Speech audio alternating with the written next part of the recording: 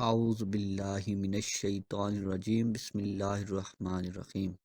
Babar voice کے پیارے ناظرین، السلام علیکم۔ مسلسل 40 دن نمرود کے آتش کدہ میں رہنے کے بعد حضرت ابراہیم علیہ السلام ملک شام کی طرف ہجرت فرما گئے۔ راستے میں ایک شہر خزائن الوجہ میں قیام کیا۔ ایک صبح آپ نے دیکھا کہ سب لوگ محل کی طرف جا رہے ہیں۔ پوچھنے پر پتہ چلا کہ یہاں کی شہزادی نہایت خوبصورت ہے اور 7 ملکوں کے شہزادے اس کے لیے رشتہ لے کر آ رہے ہیں۔ جس کو وہ پسند کرے گی اسی سے شادی ہوگی۔ روایت میں ہے کہ اس شہزادی کے حسن کی شہرت بے انتہا تھی۔ حضرت ابراہیم علیہ السلام بھی اللہ کے حکم سے محل تشریف لے گئے۔ جب شہزادی نقاب اوڑھے اپنے باپ کے ساتھ جلوہ افروز ہوئی تو اس کو اتنے زیادہ رش میں ایک شخص کی پیشانی چمکتی نظر آئی۔ شہزادی نے فیصلہ سنا دیا کہ میں اسی شخص سے شادی کروں گی۔ وہ شخص حضرت ابراہیم علیہ السلام تھے اور ان کے ماتھے پر نور محمدی صلی اللہ علیہ وآلہ وسلم تھا، جس پر شہزادی اپنا دل ہار بیٹھی تھی۔ دوستو، وہ شہزادی حضرت سارہ سلام اللہ علیہا تھیں۔ بادشاہ کے بہت منع کرنے کے باوجود بھی حضرت سارہ کا نکاح حضرت ابراہیم سے ہو گیا۔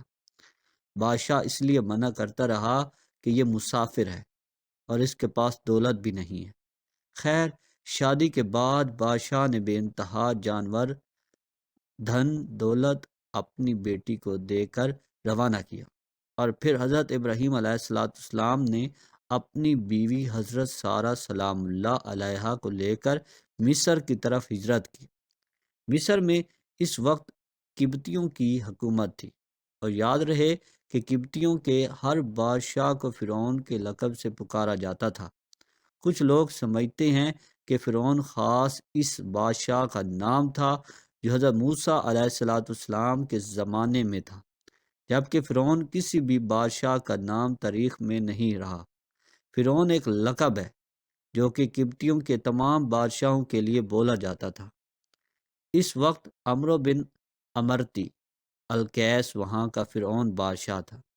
راستے میں کچھ لوگوں نے کہا، اے حضرت ابراہیم علیہ السلام، مصر کا بادشاہ بہت ظالم ہے اور وہ عورتوں کی خواہش بہت رکھتا ہے، اور بالخصوص نئی نویلی دلہنوں کا زیادہ شائق ہے، اور بہت جلد اس کی طرف مائل ہو جاتا ہے۔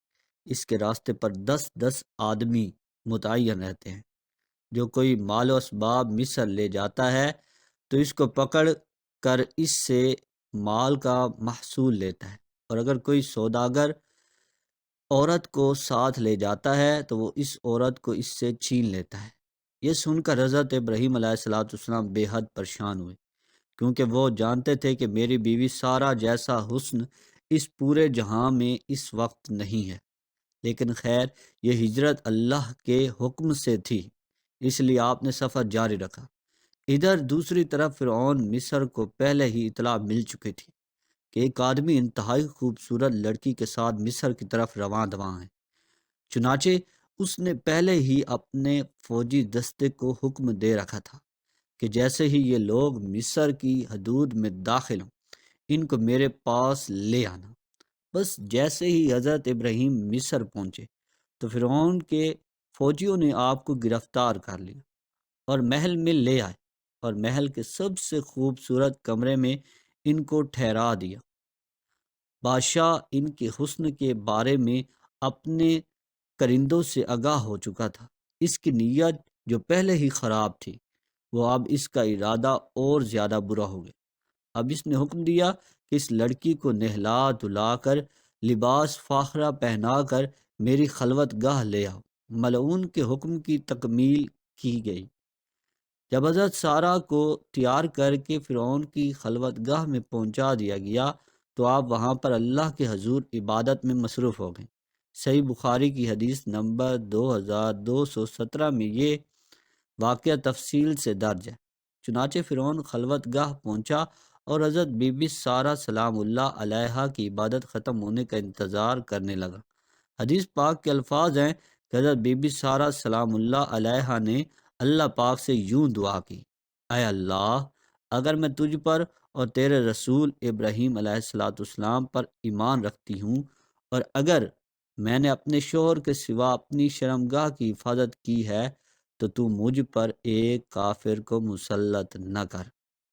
اب حضرت سارہ سلام اللہ علیہا کوئی عام خاتون تو تھی نہیں، بلکہ جناب سارہ بے شمار معنوں اور اخلاقی فضائل و کمالات کی حامل خاتون تھی، اور قضائے الہی پر صبر و تحمل کے ساتھ راضی رہنا ان کی اہم خصوصیت تھی، اور خدا پر اعتماد و بھروسہ، عبادت و ریاضت میں خلوص اس خدا پرست خاتون کی دوسری صفتیں تھیں۔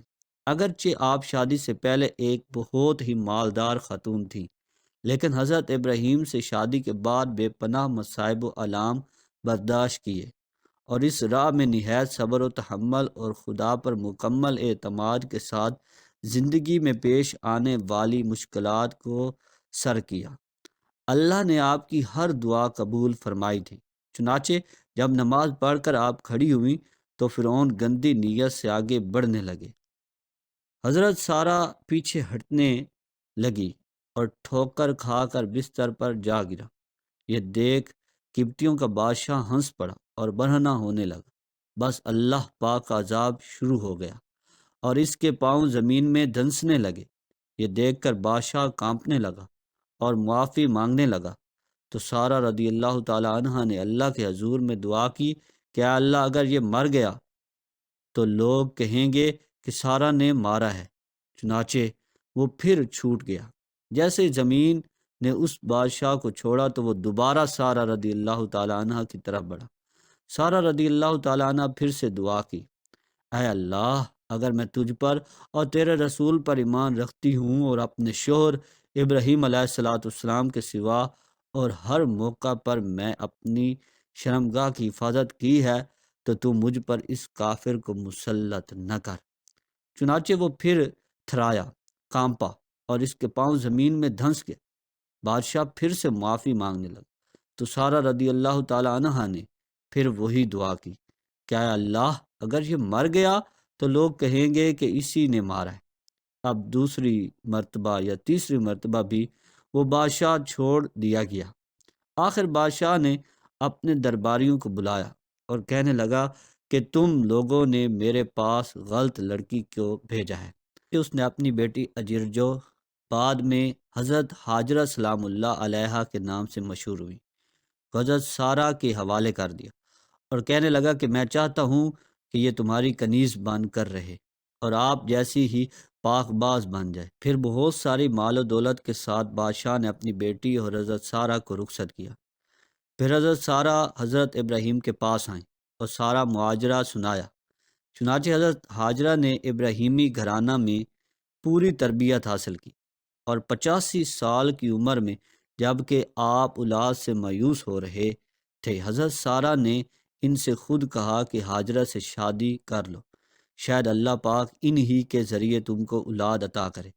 چنانچہ ایسا ہی ہوا کہ شادی کے بعد حضرت ہاجرہ حاملہ ہو گئی، اور ان کو خواب میں فرشتہ نے بشارت دی کہ تو ایک بیٹا جنے گی، اس کا نام اسماعیل رکھنا، کہ اللہ تعالیٰ نے تیرا دکھ سن لیا۔ حضرت ابراہیم علیہ السلام کی عمر مبارک 100 برس اور آپ علیہ السلام کی اہلیہ حضرت سارہ کی عمر 90 سال تھی جب ان کے ہاں حضرت اسحاق علیہ السلام پیدا ہوئے۔ ان دنوں حضرت ابراہیم علیہ السلام ملک شام میں رہائش پذیر تھے، جبکہ بڑے صاحبزادے حضرت اسماعیل علیہ السلام 14 سال سے مکہ مکرمہ میں اپنی والدہ حضرت ہاجرہ کے ساتھ مقیم تھے۔ حضرت اسماعیل کی نسل سے عرب کے تمام قبائل وجود میں آئے۔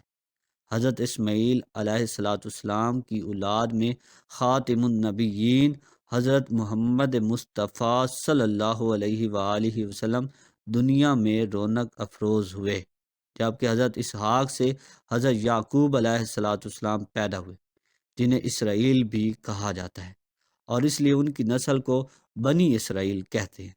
بنی اسرائیل میں سے جو انبیاء دنیا میں مبعوث ہوئے ان کی تعداد بہت زیادہ ہے۔ تاہم بنی اسرائیل میں نبوت کا سلسلہ حضرت عیسیٰ علیہ السلام پر ختم ہوا۔ حضرت بی بی سارہ سلام اللہ علیہا کا انتقال 127 برس کی عمر میں ہوا، اور حضرت ابراہیم علیہ السلام نے ان کی تدفین کنعان کی بستی ہیبرون میں کی۔